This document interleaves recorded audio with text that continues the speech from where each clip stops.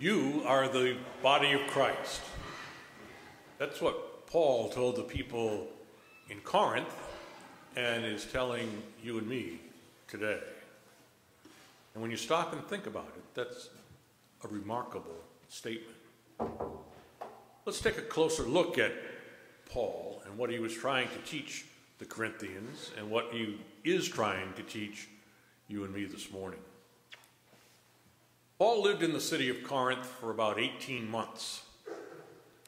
It was a major metropolitan area, and while not as large as New York City or LA, its composition was similar. Lots of different diverse people from different areas, different ethnic backgrounds, and they all lived in Corinth. And Paul was quite successful in converting people to Christianity, and then he moved on to other towns, but would receive reports back from Corinth as to how things were going. And then in response, Paul would write these letters that we read from. Apparently, one of the problems that developed in Corinth was the existence of cliques or factions. One group thought that they were better than the others. Moreover, it appeared that one group only cared for the people in their clique or faction. And if others were in need, they were not addressed by that particular faction. Like any good teacher, Paul tries to use images to get his point across. And in the second reading today, we hear one of his more famous. You are the body of Christ.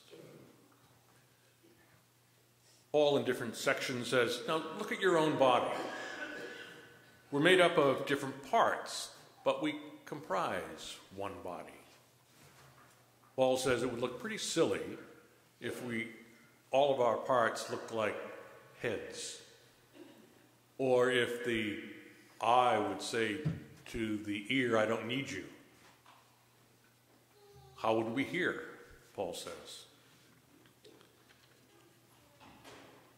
And it's impossible, Paul says, for the hand to say, I don't belong to the body. Paul makes the point over and over again that we're all united, all joined somehow.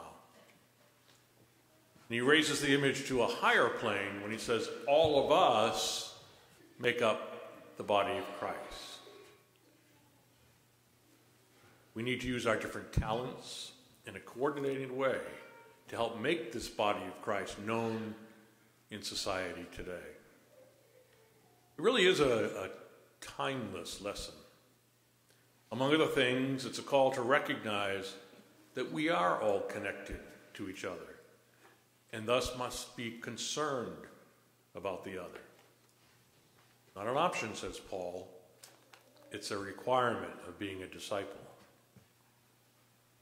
Wouldn't it be great if we as a society were truly concerned about the pain and needs of others, especially those who are not like us, a different ethnic group, racial, economic, or religious group?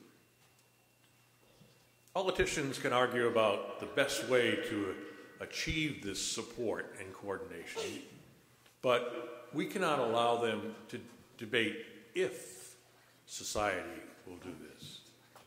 It's not a political option for the Christian. It's a necessity. We are the body of Christ. A lesson for the Corinthians and a lesson for you and me this morning. It really is a remarkable statement that takes a remarkable commitment to carry it out.